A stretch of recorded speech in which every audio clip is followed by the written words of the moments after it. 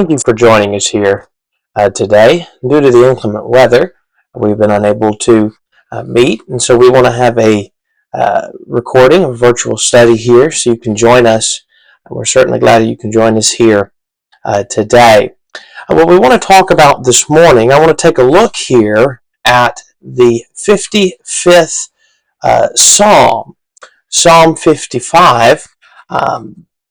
There are times in life where one may begin to feel down. One may begin to question whether a service to God is worth it. And Psalm 55 is a situation in which the psalmist David finds himself, and as he's struggling with some betrayal of a friend or family member, and David is trying to deal with that, and we see the progression that he makes as David goes from being restless to being one who is resolved in God. So as we look at Psalm 55 here, this morning, let's begin by just simply reading the psalm, and then after we read the psalm, we will continue in our study of it. Beginning at verse 1, it says, "Give ear to my prayer, O God, and do not hide yourself from my supplication. Attend to me and hear me. I am restless in my complaint and moan noisily. Because of the voice of the enemy, because of the oppression of the wicked, for they bring down trouble upon me, and in wrath they hate me. My heart is severely pained within me, and terrors of death have fallen upon me. Fearfulness and trembling have come upon me, and horror has overwhelmed me. So I said, Oh, that I had wings like a dove, I would fly away and be at rest. Indeed, I would wander far off and remain in the wilderness. Selah. I would hasten my escape from the windy storm and tempest. Destroy, O Lord, and divide their tongues. For I have seen violence and strife in the city. Day and night they go around it on its walls. Iniquity and trouble are also in the midst of it. Destruction is in its midst. Oppression and deceit do not depart from its streets. For it is not an enemy who reproaches me, then I could bear it. Nor is it one who hates me, who has exalted himself against me, then I could hide from him. But it was you, a man my equal, my companion, and my acquaintance. We took sweet counsel together, and walked in the house of God in the throng. Let death seize them. Let them go down alive into hell, for wickedness is in their dwellings and among them. As for me, I will call upon God, and the Lord shall save me. Evening and morning, and at noon I will pray and cry aloud, and he shall hear my voice. He has redeemed my soul in peace from the battle that was against me, for there were many against me. God will hear and afflict them, even he who abides from of old. Selah. Because they do not change, therefore they do not fear God. He has put forth his hand against those who are at peace with him. He has broken his covenant. The words of his mouth were smoother than butter, but war was in his heart. His words were softer than oil, yet they were drawn swords. Cast your burden on the Lord, and he shall sustain you. He shall never permit the righteous to be moved. But you, O God, shall bring them down to the pit of destruction. Bloodthirsty and deceitful men shall not live out half their days, but I will trust in you." As we talk about this, psalm, what we want to do is start by giving some background information on this psalm and what is going on. The author of this psalm is David. If you have the headings, as most psalms in your Bible, as most Bibles do, the New King James says, "To the chief musician with stringed instruments, a contemplation of David." And so this is a psalm of David in which he's dealing with somebody that has betrayed him. The traitor here is probably Ahithophel. Ahithophel was an advisor of David, who then went and joined Absalom when Absalom rebelled against David. Now I want you to think about some statements that are made here, and some statements that are made by some commentators on the psalm. Irving L. Jensen, that should be, says it is a psalm of the sore distressed. Scroggie called it an ode of the oppressed. Scroggie also said, mingle emotions meet here, as they do in the experience of us all. And here, as always, they are determined by the occasion, and incidentally give us the main divisions of the psalm. So we've got David here struggling with this betrayal of his friend, and as David is struggling with this betrayal, his emotions are shifting throughout the psalm. And I think Scroggy's outline of the psalm is very helpful in understanding that. Scroggy's outline is this. We've got distress in 1 to 8, indignation in 9 to 15, and confidence in 16 to 23. It's also put this way. In 1 to 8, there's distress because the psalmist is thinking of himself. In 9 to 15, there's indignation because he's thinking of his foe. And in 16 to 23, there's confidence because he's turned his attention to God. As we think about this psalm here, Scroggy says, it is well that the thought does not move in the opposite direction. That is, here's somebody who's focused on himself, focused on his enemy, and then ultimately comes to be focused on God, and he has resolve instead of this distress. Now let's get into the text here. Let's get into the text of Psalm 55 and see what is being said in this psalm and in the text of the psalm itself. The text outlines itself into 3 major sections, and we've seen Scroggy's: distress 1 to 8, indignation 9 to 15, and confidence 16 to 23. The outline we're following here, we simply title 1 to 8 as a restless man. In verse 2, he says, attend to me and hear me, I am restless in my complaint. And so the psalmist is restless because of his situation. He begins in verse 1 by asking God to give ear to his prayer and do not hide himself from his supplication. Asking God, hear the prayer that I am offering to you. In verse 2 then, he describes how he feels by saying he is restless. The reason for that, verse 3, is the oppression of the wicked. Verse 3, he is hated. He therefore suffers heartache and has fear and trembling in verse 5. So as you look at the psalm, there's a cause and effect here in the psalmist. The cause and effect here is he's oppressed in verse 3 and hated. His enemies are oppressing him. Again, if the timeline be right, and this be Ahithophel, David is on the run from Absalom. He's got Ahithophel who's betrayed him, but also he's got Absalom, his son, who is trying to take the throne from him. And so David's on the run, trying to keep himself alive. He's left what he's known, and he is oppressed by his enemies. Because of that oppression and that hatred they have for him, David becomes restless, he suffers heartache, and he has fear and trembling. That is the effect of this oppression. And there's times we may feel oppressed and hated by those and feel much like David, who feels restless and have heartache and fear and trembling. Well, because of that, in verse 6 through 8 then, it says this: so I said, oh, that I had wings like a dove, I would fly away and be at rest. Indeed, I would wander far off and remain in the wilderness.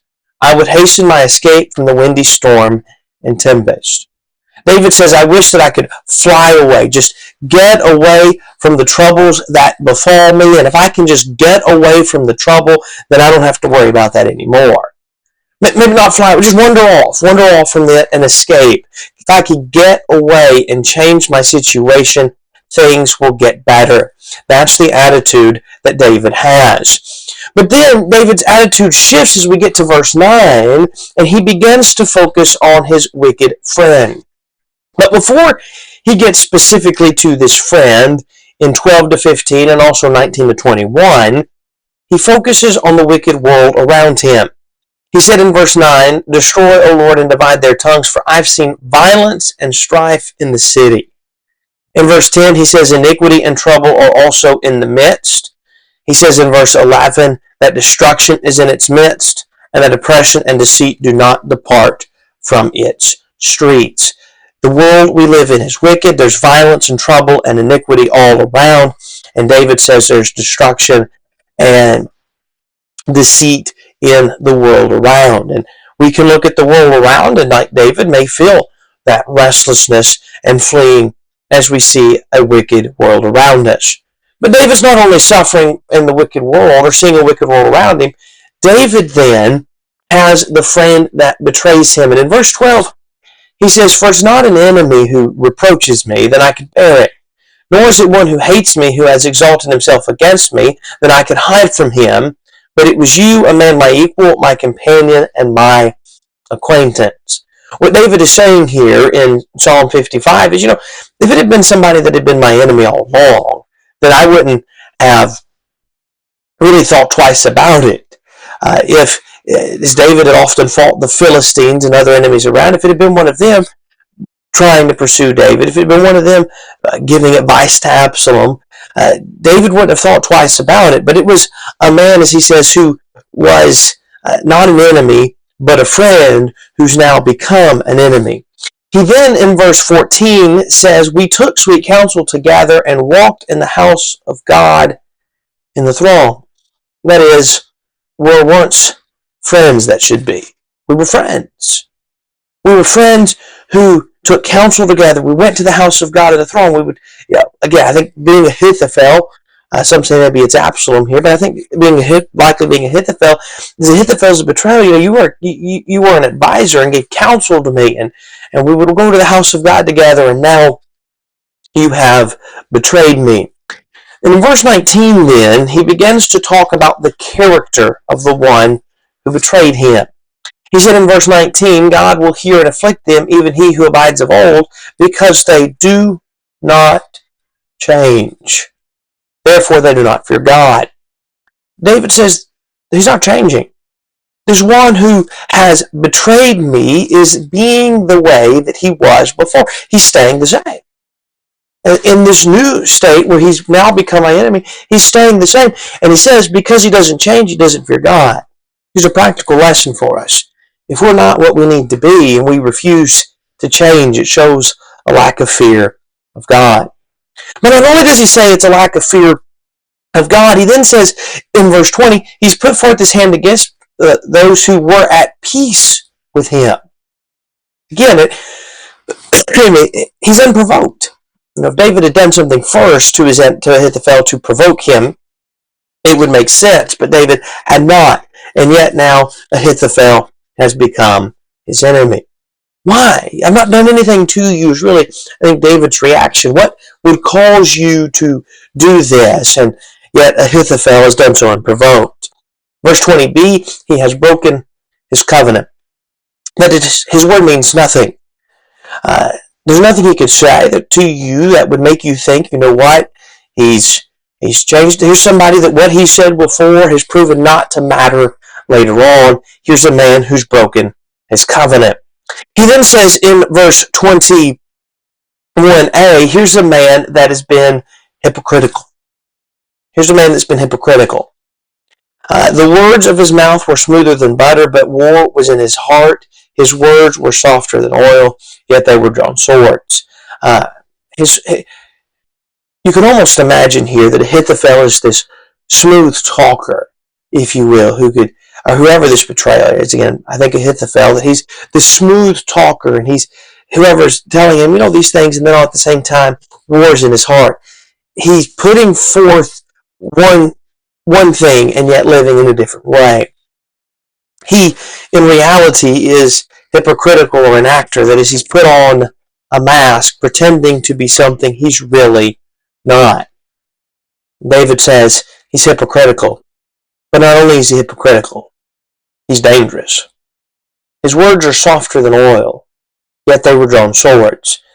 It's as if there was a sword drawn and he was ready at a fight. He was ready for battle. Even though his words seemed softer, they seemed like there was nothing behind them, he in reality had drawn a drawn sword. Well, then, as we come into verse 15, here's what is said. Verse 15, "Let death seize them, let them go alive into hell, for wickedness is in their dwellings and among them." I think two things. God is going to punish those who are wicked, but also they've all sinned, and those who have not changed. Again, verse 19, they do not change, therefore they do not fear God. Those who do not change will be punished for what they have done. And so, David at this point, this is verse 15, is where we're beginning to see the shift. As David will come back again in 19 to 21 and describe that friend. I think we're beginning to see the shift now that I'm going to put my trust in God. I'm not going to try to take matters into my own hands. Death's going to seize them. Let death seize them. Let them go down alive into hell. Or Sheol, that would be. But, let them go to death. But I'm not going to take it in my own hands. It's not in me, David, I think, at this point, saying. His focus has shifted. Again, going back to Scroggy's outline. He was focused on self. He was focused on his enemy. Now his focus is, leave that to God. And so in verse 16 to 19 then, there's a resolve by David to pray. As for me, I will call upon God, and the Lord shall save me. David at this point is no longer focused on why me or woe is me. David is no longer focused on my enemy. Why would they do this and I'm angry for them? His focus now is on, I'll call on God. It is God who shall save me. He says in verse 17, then evening and morning and at noon I will pray and cry aloud, and he shall hear my voice. This is not a one-time prayer. This is not a sometimes I'm going to pray. What David is saying here is I will pray constantly to the Lord, and he will hear my voice. The Bible promises time and time again that God will hear those who are righteous and answer their prayers. And David is saying that is what I believe. In verse 18, he's redeemed my soul in peace from the battle that was against me, for there were many against me. Perhaps David at this point is recalling back every battle he's been in. As you can think about David and the man of war, remember Saul slain 1,000 and David is 10,000. David's the man in 1 Samuel chapter 17 that fights Goliath. David is the man who would go out and fight the Philistines. David is the man that God had saved from Saul, as Saul would throw the spear against him. God has saved David before, and he's redeemed my soul in peace from the battle against me, for there were many against me. I think his point is God has saved me before, just like he said in 1 Samuel 17, about how God had saved him before when protecting the sheep, and God will do so again. Verse 19a, God will hear and afflict them. That is, I am going to leave it to God. In 19b then, he says, even he who abides from of old, again in 19a, putting his trust in God. In 19b through 21, we've looked at the description of this betrayer. But at this point, I think as we think about it in the immediate context of a resolve to trust God, and he's saying, they, that is, my enemies, do all kinds of things against me. Maybe we look at the world around us and what they're doing, or maybe we feel outcast and oppressed by others and isolated for what others are doing, and we're saying, why are they doing this? And David's saying, listen, there's all kinds of wicked against me. They've put forth their self to battle. They're trying to go against me. At 22a, cast your burden on the Lord. He shall sustain you. I'm reminded of the passage in 1 Peter chapter 5 and in verse 17, where the Apostle Peter in 1 Peter 5 and in verse 7, rather, not 17, says, casting all your care upon him, for he cares for you. That is, pray to God and know that he will care for you. That's what David is saying here. You trust on him. He shall be what sustains you. David at this point again, if the timing be correct, David's on the run. He doesn't have the same luxuries he had before of being in the castle and having things comfortable, but he's sustained because God sustains him. Verse 22b, he shall never permit the righteous to be moved. Regardless of everything going on around, God is not going to permit the righteous to be moved. Heard it again before. Nothing can take us from God. The only way we can leave God is if we choose to do so. And so, God, nobody's going to come and take us. As Jesus said, nobody can snatch the sheep. Only when we choose to leave can we be moved.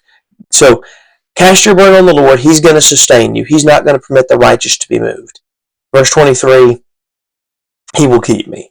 But you, O God, shall bring them down to the pit of destruction. Bloodthirsty and deceitful men shall not live out half their days, but I will trust in you. I'm going to put my trust in God. A man once restless says, now I'm going to resolve to serve God. I'm going to trust him, and he's going to keep me. Now, as we think about the psalm and everything we've seen, I want to shift now to talk about the change that we see in the psalm. Let's go back to verses 6 and 7. 6, 7, and 8, and look at what is said there. So I said, oh, that I had wings like a dove, I would fly away and be at rest. Indeed, I would wander far off and remain in the wilderness. Selah. I would hasten my escape from the windy storm and tempest. Now go to verse 22. Cast your burden on the Lord, and he shall sustain you. He shall never permit the righteous to be moved. David at the beginning is saying, I wish that I could fly away. I wish I could get away from all that trouble.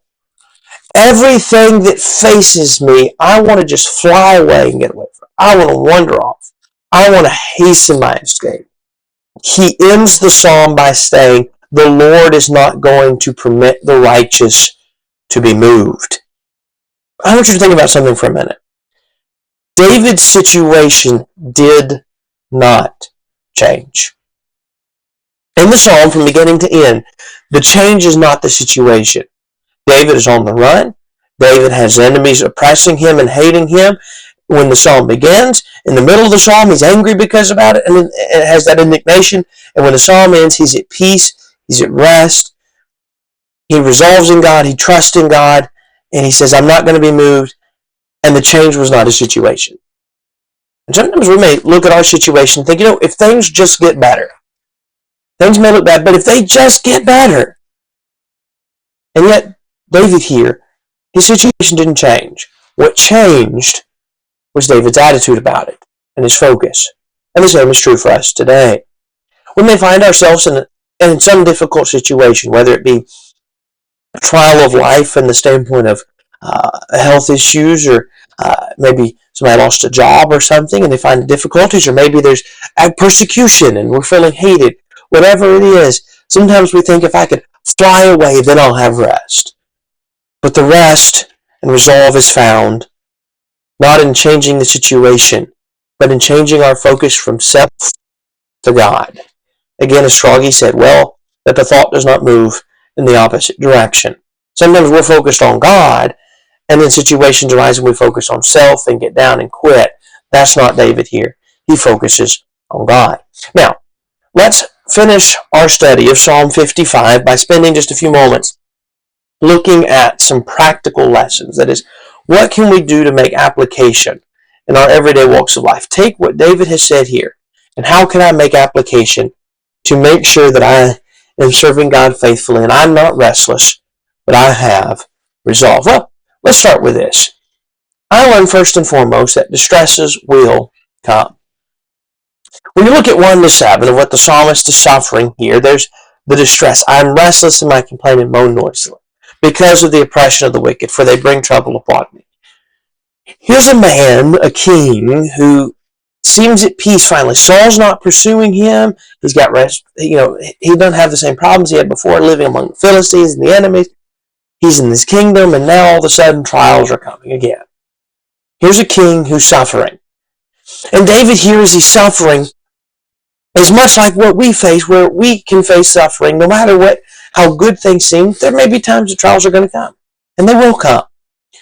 In James 1 and in verse 2, James said, my brethren, count it all joy when you fall in the various trials. He did not say if, he said when. Trials are not a possibility. Trials are a reality. They are something that will come. It's not a matter of if, but when. And then a matter of how we handle them. More about that in a moment. I also understand from the psalm that distress is nothing new. The distress that we face is nothing new. It's not something that's unique to us and we've never faced before. Distress is not something that when we see that we feel like, well, I'm all alone. And maybe we do at times. I'm all alone. 1 Corinthians chapter 12, or chapter 10 and verses 12 and 13. The Apostle Paul, writing there, said this, let him who thinks he stand take heed lest he fall. No temptations overtaking you except such as is common to man. But God is faithful, who will not allow you to be tempted beyond what you are able. With the temptation will make the way of escape that you may be able to bear it.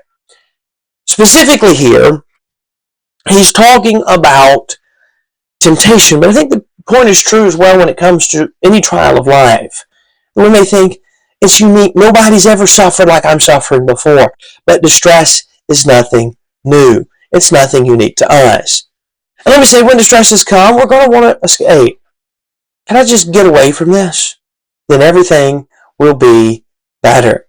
But that is not a reality. Escaping does not mean we get away from the distress. Fleeing it does not mean everything just automatically gets better. But what does is reliance on God. It is reliance on God that brings peace. It is reliance on God that brings rest.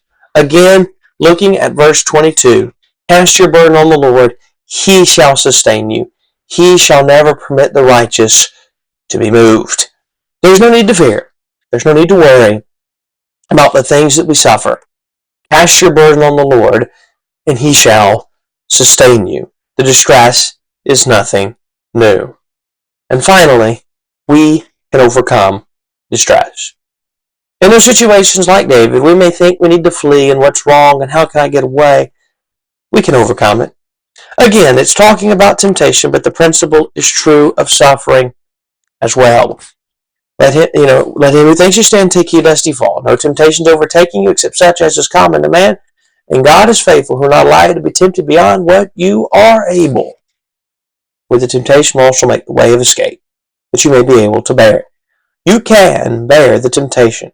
There is an escape, but it's not you running away. It's trusting in God, and in His time, things will get better. You see, the psalmist David, in Psalm 55, suffered distress. The psalmist David was a man who was restless, and it ends with a psalmist who has resolve. Let us be like David, and not have the thought move in the opposite direction. Let us be one that even if we feel distressed and weighed down and troubled by the things of life, let us not let it weigh us down, but let us have a resolve in God. The Lord will not permit the righteous to be moved. Thank you again for joining us here today. And I hope we find this to be very practical and we can take it and use it in our everyday walks of life, that we can help us to be those who go from being restless in trials to having a resolve in God.